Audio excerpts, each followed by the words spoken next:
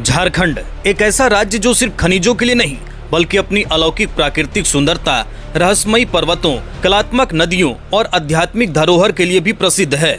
जब हम झारखंड की बात करते हैं तो आंखों के सामने एक हरा भरा, पहाड़ों से घिरा, झरनों से बहता और मंदिरों की घंटियों से गूंजता दृश्य उभरता है।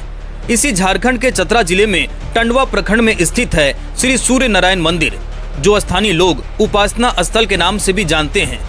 यह सिर्फ न सिर्फ धार्मिक आस्था का केंद्र है बल्कि प्राकृतिक और वास्तुकला के चमत्कारों का जीवंत उदाहरण भी है। कहा जाता है कि इस कलयुग में यदि कोई सच्चे मन से यहाँ दर्शन करता है तो उसे मोक्ष की प्राप्ति होती है और आत्मा को परम शांति का अनुभव होता है। इस मंदिर की खूबसूरती केवल इसकी आध्यात्मिकता तक सीमित नहीं है बल्कि इसके चारों ओर फैली पहाड़ियों, गहराइयों और बहती नदियों में एक अनकही कहानी छिपी हुई है। यहाँ की चट्टानों पर बहते पानी ने समय के साथ ऐसी अद्भुत नक्काशी की है जिसे देखकर किसी को भी लगेगा कि वो किसी स्वर्गिक लोक में पहुँच गए हैं। नदी की कलकल बहती धारा, पर्वतों पर फैली हरियाली और सूरज की किरणों से मंदिर की चमक उठना, ये सब मिलकर एक चमत्कारिक अनुभव देता है। इन पहाड़ियों में वो मौन है जो आत्मा की गहराइयों तक बात करता है, नदियों में वो संगीत है जो हृदय को सुकून देता है और इस मंदिर में वो शक्ति है जो थकी हुई आत्मा को फिर से ऊर्जा प्रदान करती है।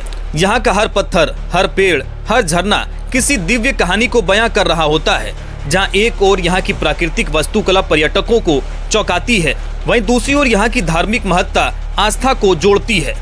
इस स्थल को देखकर ये महसूस होता है कि प्रकृति ने खुद अपनी कल्पना से इस स्थान को तराशा है, जैसे कोई देवता ने अपने हाथों से इसे आकार दिया हो। परंतु अफसोस की बात यह है, इतने सुंदर स्थल को आज भी उस तरह का ध्यान नहीं मिल पाया जैसे मिलना चाहिए। झारखंड सरकार को चाहिए इस स्थान को एक आधिकारिक टूरिस्ट डेस्टिनेशन के रूप में विकसित करे, जिससे यहाँ बेहतर सड़कें, ठहरने की सुविधा और सुरक्षा व्यवस्था हो सके।